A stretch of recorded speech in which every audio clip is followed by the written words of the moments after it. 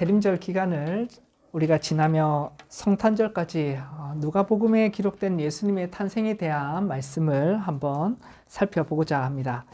복음서는 예수님에 대한 기록입니다. 모두 잘 아시죠? 예수님에 대한 기록입니다. 단순한 전기는 아니지만 그래도 예수님에 관한 것입니다. 하지만 누가복음은 예수님의 탄생을 바로 이야기하지 아니하고 다른 사람의 출생을 이야기합니다. 그 다른 사람이 세례 요한이죠. 그는 태어나면서부터 죽을 때까지 전 삶을 통해 메시아 예수님의 앞길을 준비하던 사람이었습니다. 이것이 왜 중요할까요? 하나님이 메시아를 보내시기 전에 먼저 선지자 엘리야를 보내겠다라는 말라기서이죠. 구약의 예언이 있기 때문에 그렇습니다. 하나님의 약속이기 때문에 그렇습니다. 선지자 엘리야를 보내겠다라고 하신 말은 구약의 엘리야가 그대로 부활해서 나타난다는 게 아니라 엘리야의 심령과 능력을 가진 엘리야 같은 선지자를 하나님께서 보내주시겠다라는 겁니다. 메시아가 오기 전에 먼저 그 선지자를 보내주시겠다라는 것입니다. 엘리야 같은 선지자를 우리는 알고 있습니다. 바로 세례 요한입니다. 세례자 요한이라고 하는 것이 더 정확할 수 있고요. 세례자라는 말은 그냥 별명이죠. 우리가 그렇게 붙인 것이죠. 요한이라는 이름이 워낙 많아지고 우리가 세례를 주는 요한 이렇게 생각하는 것입니다. 그가 먼저 와야만 뒤에 오시는 분이 성경에 약속하신 메시아임을 분명히 드러냅니다. 이 메시아의 성취가 얼마나 정확해야 하는지를 이중으로 확정해 주는 장치가 뭐냐면 메시아 오기 전에 선지자를 보내주겠다. 그것도 엘리야 같은 선지자를 보내주겠다라는 것입니다.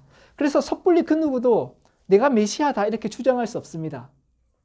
왜냐하면 엘리야 같은 선지자가 먼저 와야 되고 그 선지자가 메시아를 드러낼 것이기 때문에 그렇습니다.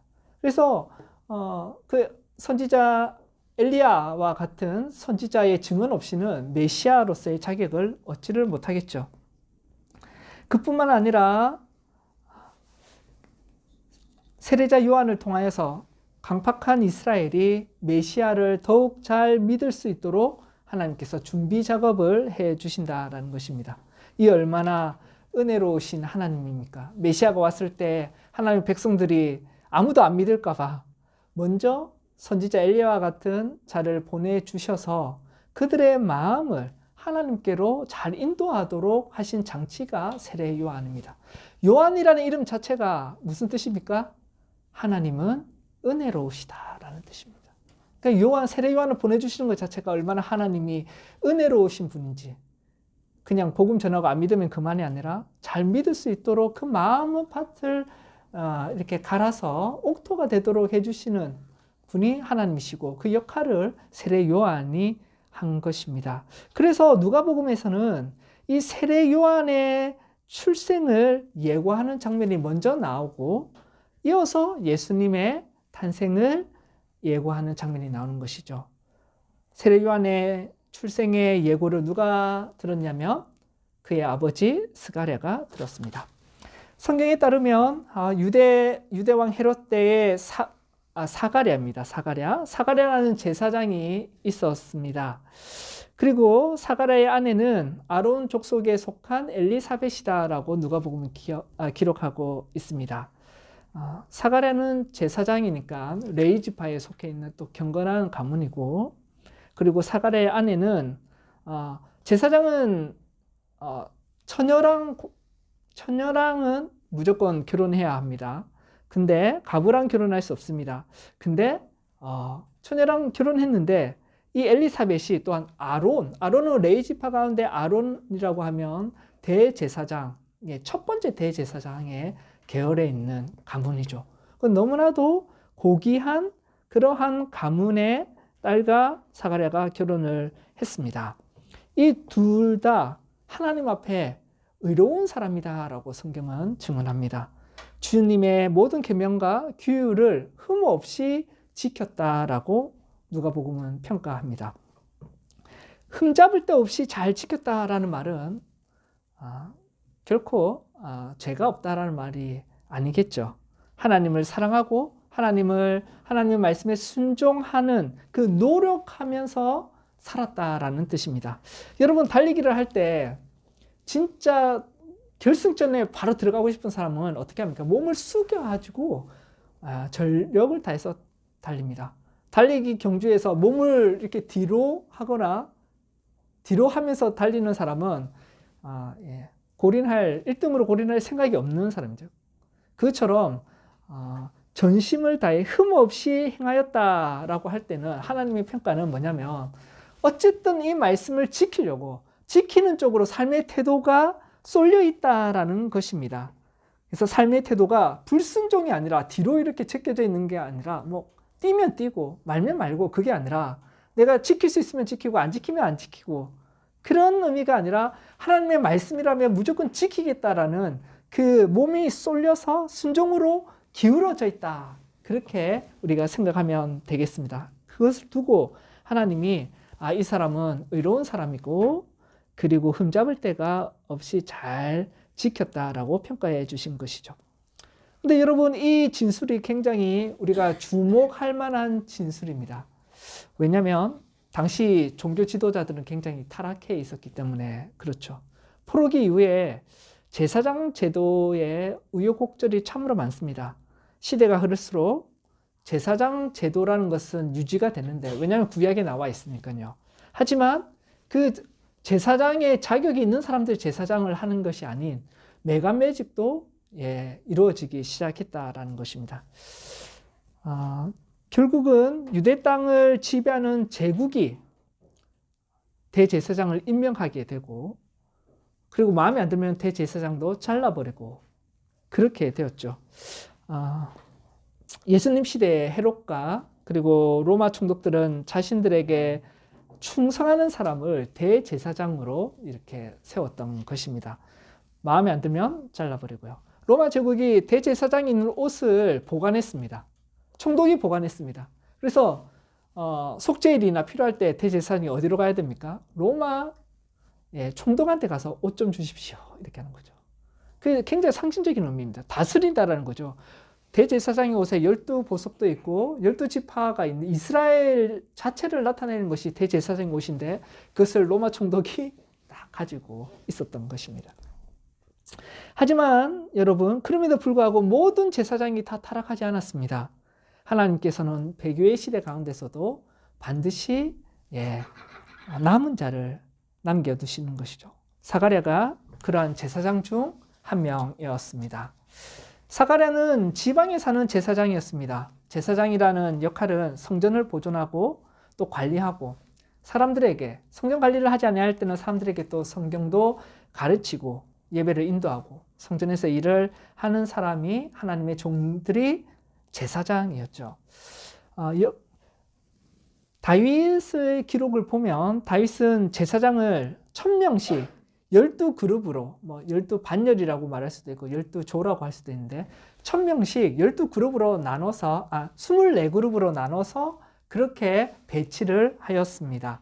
예수님이 오시는 그 당시에 이스라엘 전역에는 약 2만 명 정도가 있었답니다. 2만 명 정도가 있었는데 24개조로 나누어지고 돌아가면서 예루살렘 성전에 1년에 2번 이렇게 와서 약 일주일 정도 그렇게 성전을 보살폈던 것입니다.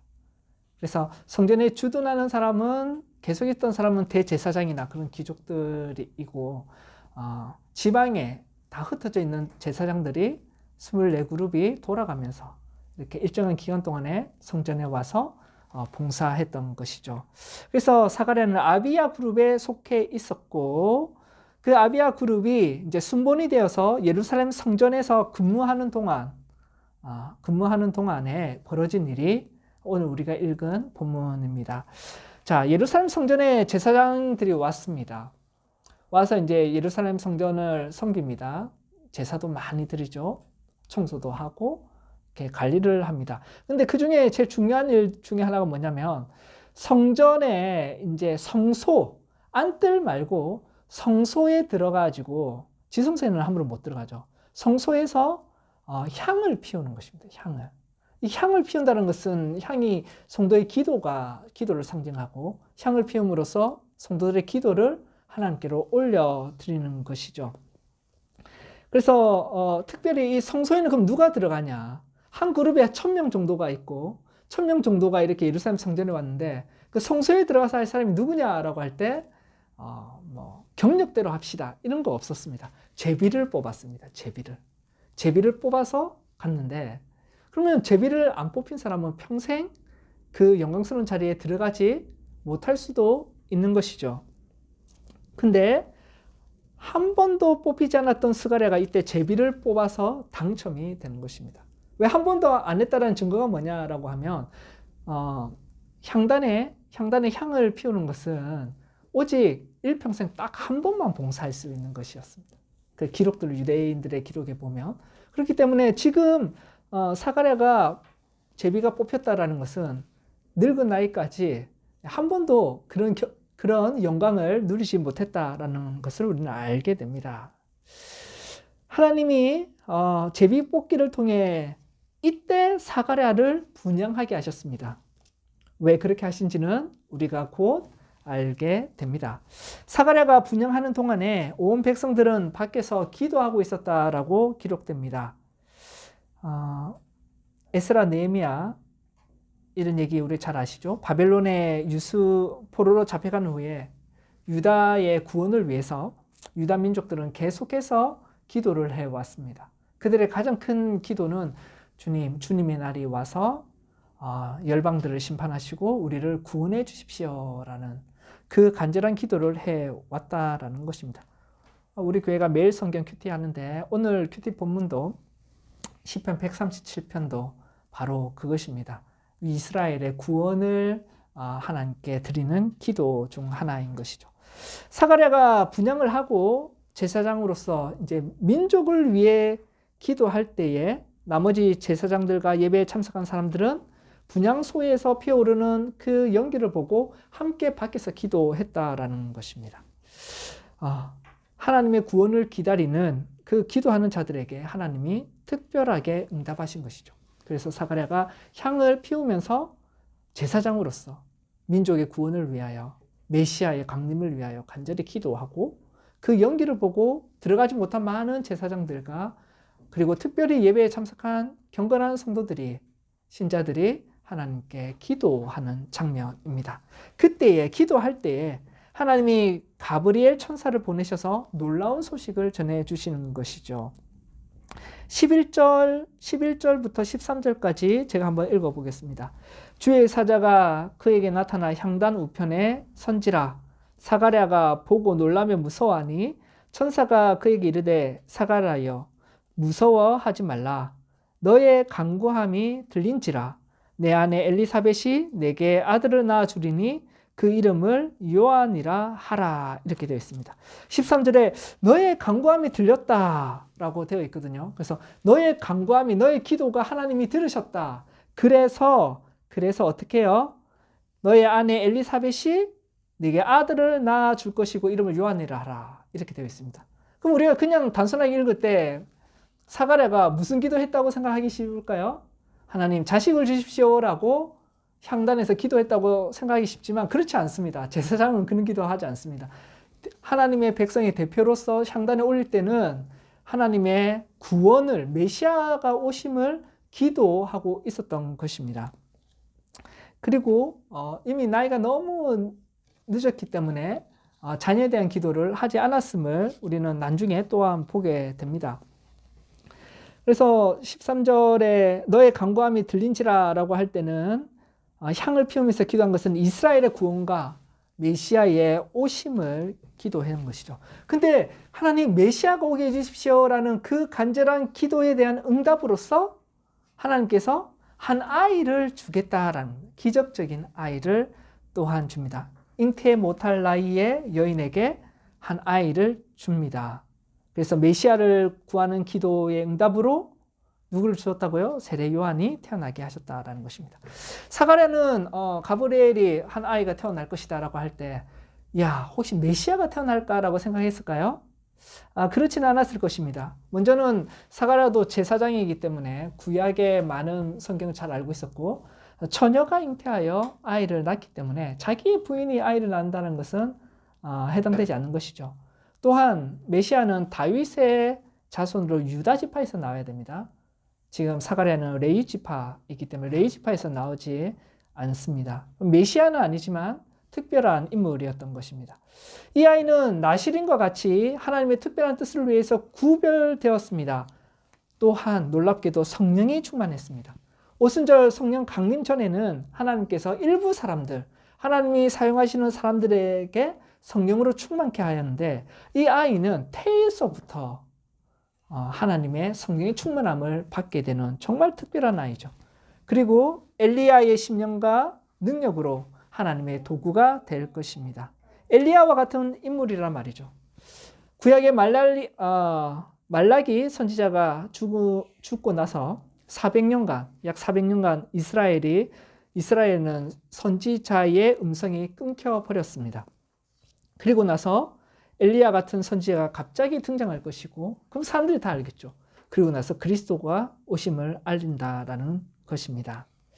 그래서 이는 엘리야의 심령과 능력으로 주 앞에 먼저 와서 아버지의 마음을 자식에게 거스른 자를 의인의 슬기로 들어오게 하고 주를 위하여 세운 백성들을 준비할 것입니다. 하나님께로 많이 돌아오게 하는 역할, 그 역할을 세례 요한이 하는 것이죠. 이 놀라운 말씀에 대한 사가랴의 반응은 어땠을까요? 성경에 보면 18절에 내가 이것을 어떻게 알리요? 이렇게 말합니다. 내가 이걸 어떻게 알겠습니까? 왜냐하면 나도 굉장히 늙고 내 아내도 굉장히 나이가 많기 때문입니다. 라고 그렇게 말하는 것입니다. 그래서 천사가 증표를 줍니다. 너 또 불신앙하네. 잘 못 믿네. 하면서 천사가 증표를 주는데 두 가지 줍니다. 첫 번째, 자기 이름을 밝힙니다. 나는 가브리엘이다. 이렇게 하는 거예요. 이게 굉장한 강력한 증거입니다. 가브리엘이다. 이 말은 가브리엘은 다니엘에게 찾아와서 예언을 주셨던 분이거든요. 그것처럼 가브리엘이 자기를 밝힙니다. 야, 내가 다른 말단의 천사가 아니라 가브리엘이야. 가브리엘. 그리고 나서 이 예언이 또한 확실하게 이루어질 증표로서 사가랴 그 사람 자체가 증표가 되게 만들어버립니다. 벙어리가 된 것이죠. 20절에 보라 이 일이 되는 날까지 네가 말 못하는 자가 되어 능히 말을 못하리니 이는 내가 내 말을 믿지 아니함이거니와 때가 이르면 내 말이 이루어지리라 하더라.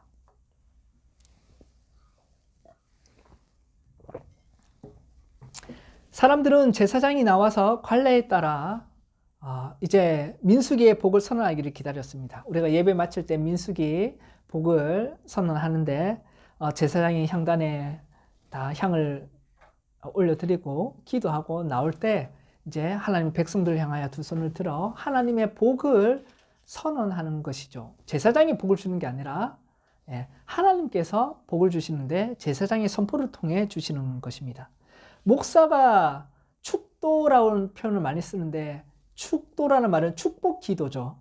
근데 목사가 하는 것은 축복 기도가 아닙니다. 목사가 드리는 기도가 아니라 하나님이 여러분에게 복을 내리시는 시간입니다. 그래서 강복선언이라고 부르는 것이 정확한 것입니다. 그래서 이제 축도를 할 때, 물론 여러분 사용하는 축도, 강복선언을 할 때 우리가 습관이 돼서 눈을 잘 감는데 사실 눈을 감는 게 아니라 눈을 뜨고 그 목사를 통해 두 팔을 벌려서 내리시는 하나님의 은혜를 바라보고 이렇게 아멘이라고 화답하는 것이 중요한 것이죠.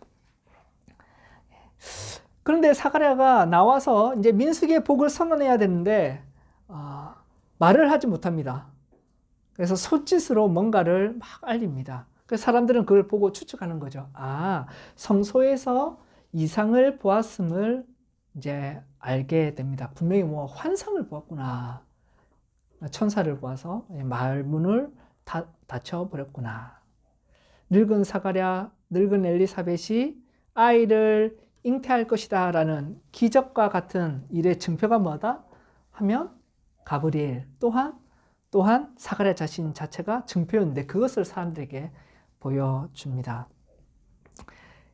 이후에 이제 직무의 날이 다 되어 집에 돌아가게 되고 엘리사벳은 잉태하고 5달 동안 숨어 있었다라며 누가복음의 기록을 마치게 됩니다. 이렇게 하나님께서는 예수님의 오심을 준비하셨던 것이죠. 이 본문의 말씀을 한번 적용해 보겠습니다. 여러분, 먼저 우리의 인생은 그분의 시간에 속해 있다는 사실을 우리가 명심합시다. 신앙으로 고백합시다. 우리의 인생은 하나님의 시간에 속해 있구나. 하나님의 때에 있구나. 하나님의 타이밍에 있다라는 사실을 우리는 고백하며 살아야 할 것입니다. 여러분, 사가랴는 앞서 말한 것처럼 여러 차례 예루살렘 성전에서 봉사를 했습니다. 그러나 단 한 번도 향단에서 향을 올려드리는 일을 하지를 못했던 것이죠. 제사장은 이렇게 구약 성경에 따르면 30살에 사역을 시작하고 보통 50세에 성막의 봉사에서 은퇴합니다. 근데 제2성전, 다시 말해 솔로몬 성전 때 말고 포로로 잡혀갔다 와서 에스라 느헤미야 이후에 성전을 쌓고 그리고 그것이 예수님 때 헤롯이 증축하는 그 시기까지는 제사장이 50세까지 일하는 것이 없어졌어요. 사라져서 시스템 변화해서 50대 이후에도 충분히 봉사를 할 수가 있었습니다. 그래서 사가랴가 내가 늙었다라고 볼 때 학자들은 거의 60세나 거의 70세 정도로 보고 있는 것이죠. 그러면 제사장이 돼서 30살이 돼서 거의 30년 이상 40년 동안 단 한 번도 성소에 들어가 향을 피우고 대표로 기도한 적이 없었던 것입니다. 여러분, 제사장으로서 굉장히 아쉬웠을 것이죠. 이제 점점 나이는 더 나가고 하는데 뭔가 후배들 보기에도 그럴 수도 있고, 그게 아니더라도 하나님 제가 살아있는 동안에 저 성소에 한번 들어가서 제사장의 그 최고의 지위로서 한번 올려드리고 싶다라는 그 소원이 분명히 있을 것입니다. 근데 일평생 또한 못할 수도 있는 것이죠. 그동안 뽑히지 못하며 아쉬운 것이 참 많았지만 하나님이 30년 이상 40년 가까이 제비뽑기의 꽝으로 이렇게 실망하게 하신 이유는 바로 예수 그리스도의 앞길을 준비하는 세례 요한을 보내기 위하여, 이때를 위하여 하나님께서 그렇게 하신 것입니다. 또한 사가랴 부부에게도 아이가 없었습니다. 결혼하고 40-50년 동안 힘든 시간을 보냈을 것이고 이제는 더 이상 기대도 할 수 없는 그러한 나이의 노부부입니다. 근데 그 또한 하나님께서 뜻을 이루기 위하여 자식 없는 고통을 그 부부에게, 나이 많은 부부에게 허락하셨던 것이죠. 이처럼 예수님이 이 땅에 오시도록 준비하기 위해서 하나님이 역사의 사건들을 인도하고 계셨습니다. 국가적인 일, 역사적인 일, 그리고 미미할 것 같은 개개인의 일을 통해서 하나님께서는 하나님의 때에 일을 이루어 가시는 것입니다. 여러분 정말 믿고 계십니까? 우리의 한 걸음 한 걸음이, 우리의 시간이 주님께 속해 있다라는 사실을 믿고 있습니까? 한 해를 돌아보는 가운데 있습니다. 대림절을 맞이하여 12월이 됐는데 1년을 돌아보면 감사한 것도 참 많죠. 우리는 감사에 집중해야 하지만 또한 실망스러운 일 또한 우리에게 있습니다. 내가 간절히 기도했던 것이 이루어지지 아니했음을 우리는 알게 되고 실망은 때로는 낙담에 빠지게 되기도 합니다. 하지만 우리의 인생이 하나님의 손에 있다는 사실을 기억합시다. 이를 성취하시는 분은 하나님이시고 모든 것에는 때가 있다라는 것입니다. 여러분 성경 잠깐 찾아볼까요? 함께 잠언 3장 1절에서 11절을 한번 봅시다. 잠언 3장 1절에서 11절의 말씀입니다. 우리가 익히 잘 아는 말씀입니다.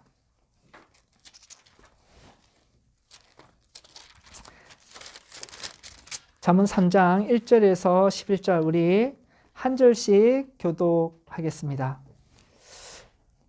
내 아들아, 잠언 3장, 잠깐만요. 죄송합니다. 전도서 3장입니다. 죄송합니다. 전도서 3장 1절부터 11절 말씀. 전도서 3장 1절부터 11절 말씀입니다. 우리 한 절씩 교독하도록 하겠습니다. 범사에 기한이 있고 천하만사가 다 때가 있나니 있고 죽을 때가 있으며 심을 때가 있고 심은 것을 뽑을 때가 있으며 죽일 때가 있고 치료할 때가 있으며 헐 때가 있고 세울 때가 있으며 울 때가 있고 웃을 때가 있으며 슬퍼할 때가 있고 춤출 때가 있으며 돌을 던져 버릴 때가 있고 돌을 거둘 때가 있으며 안을 때가 있고 앉는 일을 멀리 할 때가 있으며 젖을 때가 있고 이를 때가 있으며 찢을 때가 있고 버릴 때가 있으며 찢을 때가 있고 깨맬 때가 있으며 잠잠할 때가 있고 말할 때가 있으며 사랑할 때가 있고 미워할 때가 있으며 전쟁할 때가 있고 평화할 때가 있으며 일하는 자가 그의 수고로 말미암아 무슨 이익이 있으랴. 하나님이 인생들에게 보고를 주사 애쓰게 하신 것을 내가 보았노라. 함께 읽을까요? 하나님이 모든 것을 지으시되 때를 따라 아름답게 하셨고 또 사람에게는 영원을 사모하는 마음을 주셨느니라. 그러나 하나님이 하시는 일의 시종을 사람으로 측량할 수 없게 하셨도다. 아멘. 우리가 잘 아는 말씀이죠. 우리의 실망과 실패와 처절한 낙심, 그 때가 있습니다. 그것은 하나님이 허락하신 것이죠. 사가랴가 30년, 40년이 넘도록 제비 뽑기를 할 때에 꽝이 되어서 30년, 40년 넘게 실망하며 살아갈 때가 있고, 그리고 하나님께서 제비를 뽑게 하심으로 놀라운 메시아의 앞길을 준비하는 세례 요한의 그 계시를 받도록 한 일도 있으신 것입니다. 30년 넘게 아이가 없어 슬퍼하는 그런 좌절적인 그 부부의 삶 가운데서도 그 때를 하나님이 허락하셨고, 하지만 또한 하나님의 큰 뜻 가운데 또한 기적적으로 아이를 주셔서 놀라운 온 세상 사람들이 이 아이의 탄생과 출생을 또한 기뻐하도록 하시기도 합니다. 여러분, 그러므로 우리의 실망도 우리의 실패도 하나님의 시간 가운데 모든 것이 아름답게 변할 줄을 믿습니다. 하나님의 때에 하나님이 우리를 살게도 하시고 죽게도 하시거든요. 하나님의 때에 모든 것을 아름답게 할 것입니다. 그러므로 우리는 기도하며 하나님의 선하신 은혜를 구할 뿐입니다. 하나님은 우리의 기도를 분명히 들으십니다. 그래서 시편의 28장 6절에 여호와를 찬송하며 내 간구하는 소리를 들으심이로다. 우리가 하나님을 찬송하는 이유는 우리의 기도를 들으시기 때문이요, 또는 하나님이 기도하라고 또한 명령하셨기 때문에 그렇습니다. 시편 145편 19절에 경외하는 자들의 소원을 이루시며 또 그들의 부르짖음을 들으사 구원하시리로다. 주님의 시간에 모든 것이 아름답게 이루어질 것이고, 우리의 시간은, 우리의 인생은 주의 손에 있는 것입니다. 두 번째로 우리가 적용하고 기억해야 될 것은 어둠이 긴 시대 가운데서도 주님 오실 때까지 순결한 자로 우리는 살아가야 하는 것입니다. 어둠의 시간이 길어도 주님 오실 때까지 순결한 자로, 경건한 자로 우리는 살아가야 합니다. 예수님이 오시기 전에 종교 지도자들이 많이 타락했다라는 말씀 드렸습니다. 교회의 타락은 항상 있었습니다. 교회의 역사를 여러분이 공부해 보시면요, 항상 배교의 시대라고 외치는 선지자 같은 인물들이 항상 있었습니다. 그 어느 때 우리 교회가 우리 기독교가 잘 되고 있어 라고 말하는 적은 교회의 역사상 없습니다.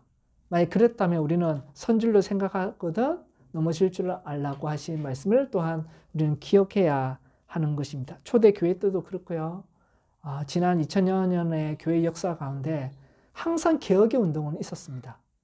왜냐하면 그것이 교회가 부패하기 때문에 그러는 것이죠. 하지만 여러분, 하나님은 사가랴나 엘리세벳이나 또 요셉과 마리아 같은 경건한 자들, 믿음의 사람들을 항상 남겨두시며 하나님의 계획을 이루어 가신 것입니다. 세상이 다 타락해가도, 어둠이 깊어가도, 어두운 밤이 길어도 하나님은 구루터기를 남겨주십니다. 그리고 그런 사람들을 반드시 사용하시는 거죠. 하나님의 교회가 계속해서 성장하도록, 복음으로 승리하도록 하나님은 그러한 경건한 자들을 통하여 이끌어 가시는 것입니다. 여러분의 인생은 사가랴나 엘리세벳처럼, 요셉과 마리아처럼 하나님의 뜻에 순종하고 또한 존경하고자 여러분의 몸은 기울어져 있습니까? 그런 태도가 있습니까? 그래서 하나님이 여러분을 보실 때 너희들은 참으로 의로운 사람들이다, 흠없이 하나님의 말씀을 지키고자 한다라고 평가를 내려주실 수 있기를 우리는 간절히 소망하며 살아야 하는 것입니다. 완벽하게 율법을 지킨다는 말이 아니라 하나님의 말씀에 순종에 몸이 쏠려 있고 삶의 태도 자체가 내가 할 수 있는 건 하고 못하는 건 못한다가 아니라 하나님의 말씀이라면 하겠다라는 그 삶의 태도로 우리의 자세가 기울어져 있어야 되는 것입니다. 사가랴와 엘리사벳처럼 여러분, 그 경건한 가정 부부에게도 너무나 간절한 소원이 있었지만 긴 세월 동안 하나님은 허락하지 않으셨습니다. 그래서 가브리엘이 아이가 태어날 것이다 할 때 믿지 못한 거죠. 믿지 못한 것이죠. 왜냐하면 이미 그에 대해서는 다 접었기 때문에 그렇습니다. 엘리사벳에게는 자식이 없는 노년기가 정말 외롭고 힘든 시기일 수도 있지만 그럼에도 엘리사벳은 하나님을 사랑하고 섬기는 그 경건에는 변함이 없고 신실함과 믿음을 지녀왔다라는 것입니다. 이게 중요한 것입니다. 실망이 많지만 그럼에도 사가랴도 많이 실망했죠. 3, 40년 동안 뽑힌 적이 없습니다. 또는 엘리사벳 또한 아이가 없습니다. 하지만 실망이 많지만 하지만 그들은 하나님을 신뢰하며 살아왔던 것입니다. 하나님 앞에 의인으로 주의 모든 계명과 규례를 흠이 없이 행하였습니다. 여러분, 하나님이 우리가 바라는 것을 들어주시지 않아서 우리는 실망할 수는 있습니다. 그러나 로마서 8장 32절의 말씀을 꼭 기억합시다.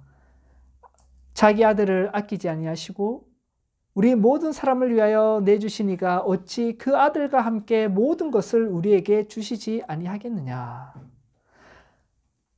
성부 하나님께서는 가장 아끼시는 자신의 아들, 독생자 예수 그리스도를 우리에게 주셨기 때문에 하늘의 모든 보아도 아까울 게 없다라는 것이죠. 가장 중요한 것을 주셨다면 나머지 모든 것들도 하나님은 얼마든지 주실 수 있는 은혜로우신 하나님이십니다. 하나님께서 구약 성경에 예언한 대로 메시아를 보내주셨습니다. 그 앞길을 예비한 세례 요한도 보내주셨습니다. 요한의 말처럼 하나님은 얼마나 은혜로우신 분인지를 알려주는 것이죠.